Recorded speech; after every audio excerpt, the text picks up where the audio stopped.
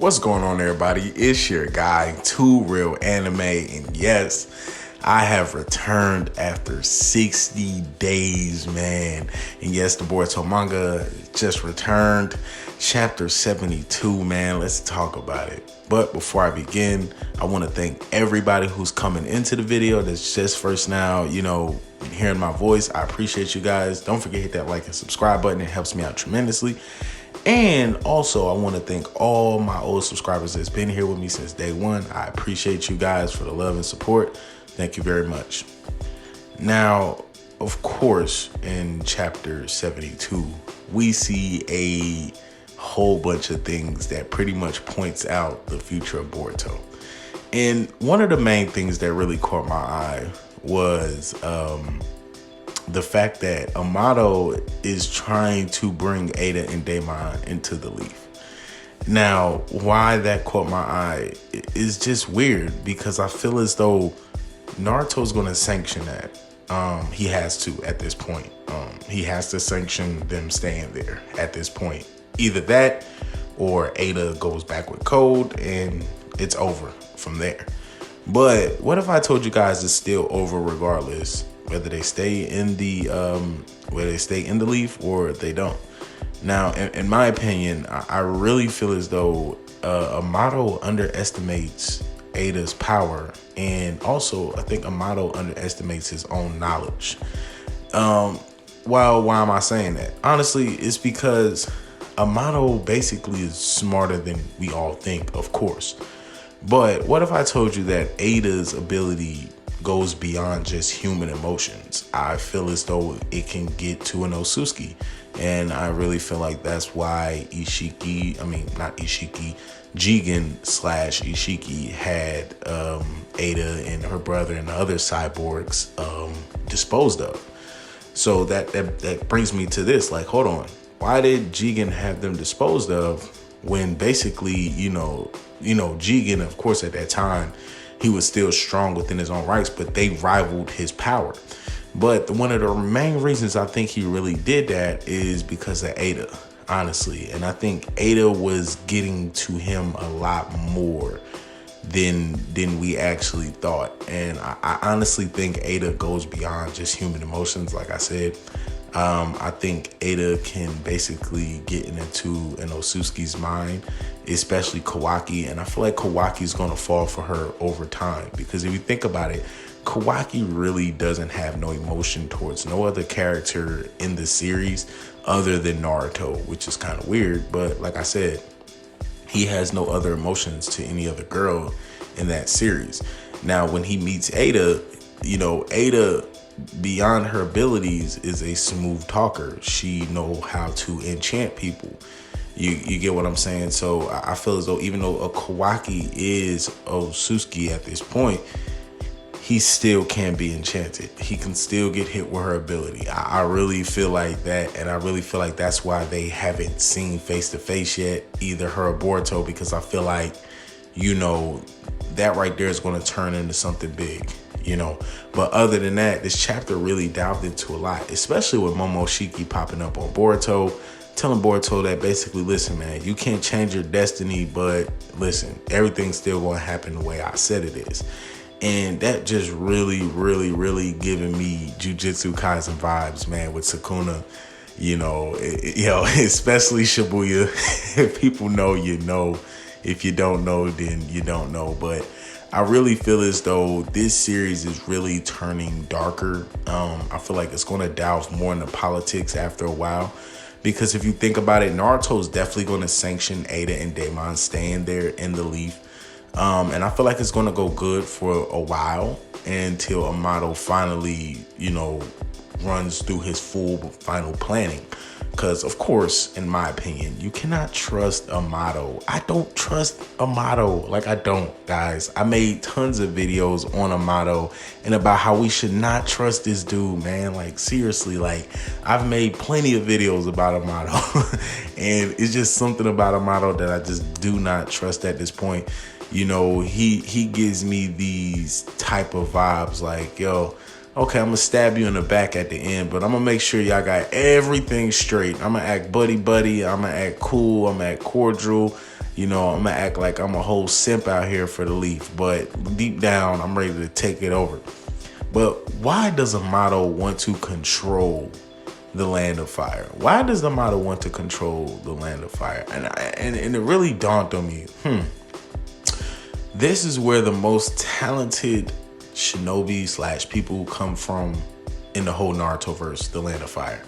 Any other land, I mean, listen, you got Gaara, you got people out there in different villages and nations, but they're not really fucking with the Leaf. They're not really fucking with the Land of Fire. It's just, that's just from my opinion, in my standpoint. But I really feel like with Momoshiki appearing, that really just emphasizes on what's about to happen. And of course, we all think somebody's going to die. Me personally, I think Sasuke death is inevitable at this point. They have to go through with killing Sasuke. Because if they don't go through with killing Sasuke, I mean, honestly, what more can Sasuke help Boruto with at this point? Yes, he could teach Boruto advanced level jutsu. He could teach Boruto, better taijutsu. But what more can Sasuke do after that? Nothing at that point. And basically have another character with a Sharingan that can basically level, rival Sasuke's EMS, in the future. Hopefully Sarada's able to do that. But, it really comes down to, the prophecy that Momoshiki told Boruto, that he will lose everything. And how will Boruto lose everything? And that's a real good question. And in my opinion, I think it's going to be something to the lines of Naruto's going to sanction Ada and Daemon to live in the Leaf, and shit is going to hit the fan. And I believe people around the Leaf are going to question Naruto's leadership. I feel like Shikamaru and Naruto, I feel like Shikamaru is going to question Naruto's leadership. That's going to be the first time Shikamaru questions Naruto leadership, man. Like, as far as like, listen, we can't let them come. Or, it just might be something. I feel like Amato's tearing apart the Leaf within, and at this point you see Kawaki in another page of the chapter 72. You see Kawaki basically calling Naruto worthless and basically calling Shikamaru dumb.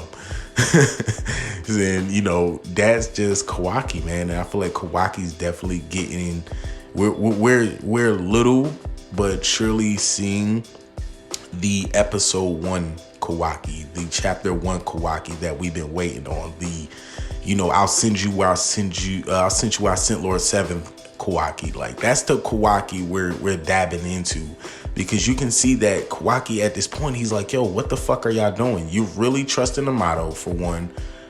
Kawaki hates Amato. Kawaki hates the fact that Shikamaru and Naruto are even trusting Amato, because he knows Amato's up to something. Second, he doesn't like the fact that Amato has 2 other sideboards that basically he never heard of and nobody knows about, right? So, of course, Kawaki's on edge because he basically has the ultimate power right now to defend the Leaf. So he's basically questioning Naruto's leadership at this point, saying like, listen, dude, you're fucking dumb. You don't see none of this shit happening, but don't worry, I'm strong enough to handle it. Y'all sit back. Let me handle it. And I feel like that is going to carry on to the future of Boruto, whereas though Kawaki's going to feel like, listen, Naruto, you can't do shit else, dude. Sit your ass down. Let me handle everything. I'll take it over. And Kawaki's going to take over by force. He's going to do it by force. Nope. Let's think about this, guys. Who in the fuck is going to stop Kawaki? Let's really think on that. Who can really beat Kawaki at this point beside Boruto? And yes, we have Code also. I'll put Code up there too, in that same power section. But who else can actually confront this man and actually beat him? Yeah, you can say Daemon, but Ada's affection towards Kawaki, it just wouldn't happen with Daemon and Kawaki. That's why I say a better matchup for Daemon will, of course, in my opinion, be Sarada.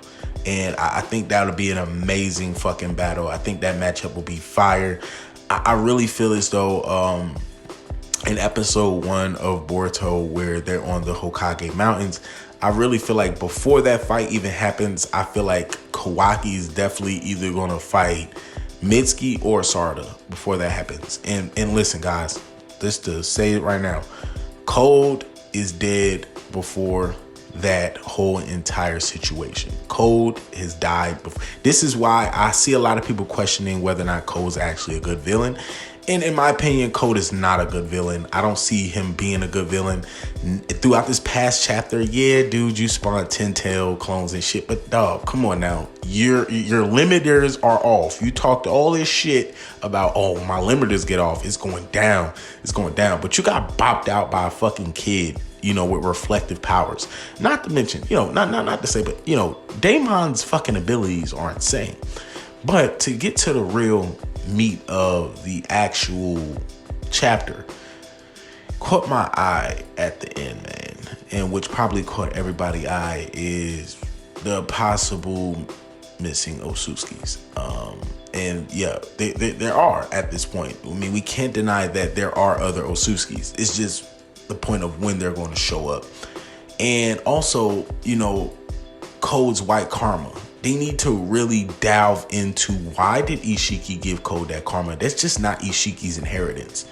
I feel like that's a beacon, if that makes sense. I feel like Code's karma is basically a setup. It's a setup by Ishiki for Ishiki to either resurrect or somebody to either resurrect through Code. Because think about it, man. Like, you can't. I'm not sure if you can just give two karmas out, but if that was the case, you know, Momoshiki would have got Naruto and Sasuke and Boruto at the same time, you know, but I don't think it works like that. But nonetheless, man, I really feel like this chapter dived in on a lot. I really liked the part where Hinata was basically crying for Boruto and like, peace, be safe, Boruto-kun.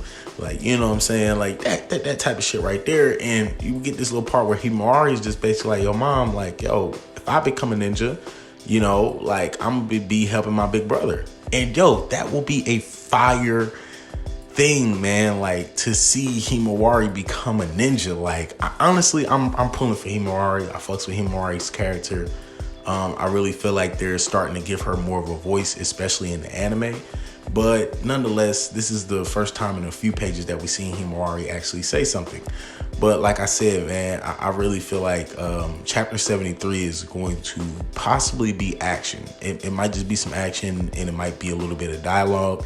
But I really feel like the end results of all this is going to delve into politics, and it's going to question Naruto's leadership. Now, you know, we're closing in on the end of this video, and I just want to ask 3 questions to all the viewers. Question one, do you guys think that everything that's happening right now will affect Naruto's leadership?